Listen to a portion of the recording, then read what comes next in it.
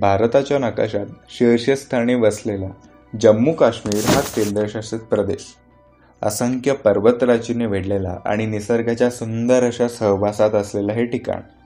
पण याच प्रदेशाला अजून एका अनावश्यक गोष्टीनं वेढलंय. ती गोष्ट म्हणजे दहशतवाद. ऑक्टोबर 26, 1947 रोजी भारत सरकारमार्फत राजा हरिसिंग यांनी केलेल्या इन्स्ट्रुमेंट ऑफ ॲक्सेशनद्वारे म्हणजेच विलिनीकरणाच्या माध्यमातून काश्मीर हा भारतात सामील झाला.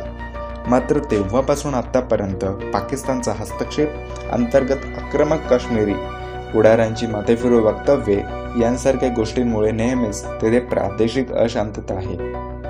पण या सर्व गोष्टींना पाठिंबा मिळतो तो म्हणजे दहशतवाद्यांमुळे.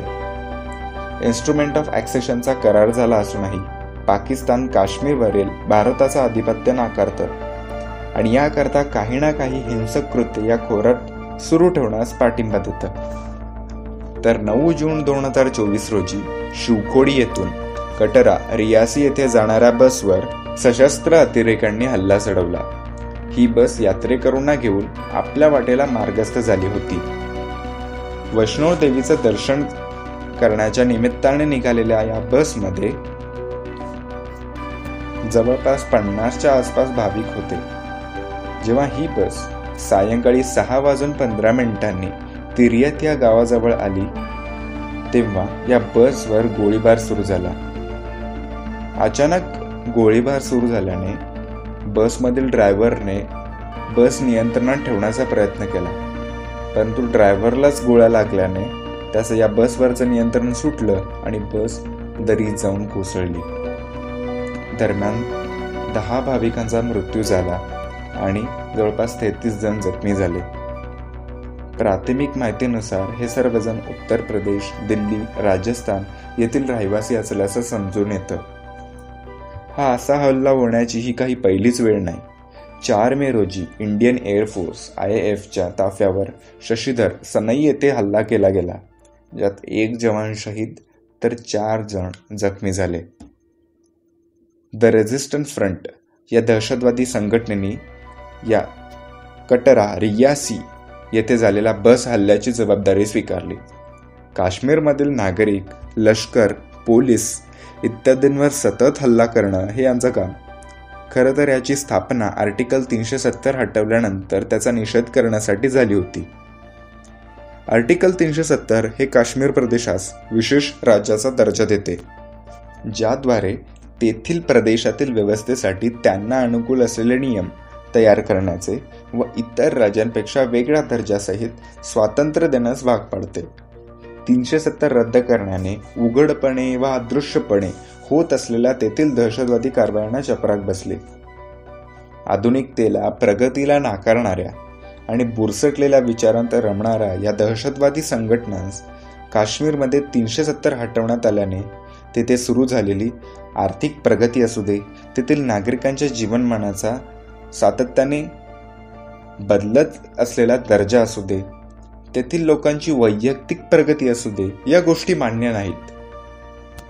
काश्मीरचे DGP यांनी प्रकाशित केल्याप्रमाणे 2023 पर्यंत दहशतवादी संघटनांमधील स्थानिक युवकांचा सहभाग 80% घटला आहे, जो संपूर्णपणे ISI, TRF यांच्या अजेंड्याविरुद्ध आहे. यामुळे तेथील टेररिस्ट ॲक्टिव्हिटी पूर्णपणे कमी झाल्या, जी पाकिस्तानसाठी डोकेदुखी ठरू लागली.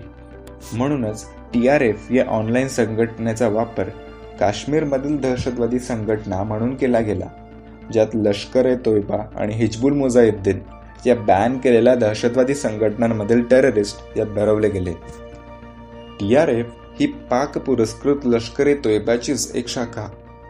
जम्मू काश्मीर पोलिसांनी प्रकाशित केलेल्या 3 दहशतवाद्यांमध्ये ज्यांनी कटरा येथे झालेल्या बसवर हल्ला केला, त्यात अबू हमजा, एक पाकिस्तानी फौजी नामक कमांडो आणि अबू असे 3 जण. हे तिघेही मूळचे पाकिस्तानचेच. येथील अबू हमजा हा लष्कर-ए-तोयबाचा टॉप कमांडर. हा गेल्या 2 वर्षांपासून काश्मीरमधल्या पूंछ जिल्ह्यात सक्रिय होता. या दरम्यान झालेल्या अनेक दहशतवादी कारवायांमागे याचा हात होता. सुरळीतपणे सुरू असलेल्या जीवनात हिंसा कशी काय खळबळ माजवू शकते हे याचं उदाहरण. केवळ आणि केवळ स्वहितासाठी निष्पाप जीवांचा बळी घेण्यापर्यंत स्वार्थांध व्यक्तीची मजल कुठपर्यंत जाऊ शकते हेच यातून पाहायला मिळतं. विकासाचा दृष्टिकोन ठेवून या प्रदेशाला देशात सामावून घेण्यासाठी निवडणुकांमार्फत धागे जुळवून लोकशाहीच्या सदऱ्याखाली घेत असतानाच दहशतवादाची कात्री हे सगळे प्रयत्न विस्कटू पाहते, ज्यामुळे तत्सम लोकांना मोकळ्या श्वासावरही बंधन आणल्याची जाणीव होऊन त्यांचा लोकशाहीवरचा विश्वास डळमळीत होतो. तेव्हा या आणि यांसारख्या अनेक प्रकरणांवर कायमस्वरूपी तोड काढला जाईल अशी अपेक्षा व्यक्त करूया. धन्यवाद.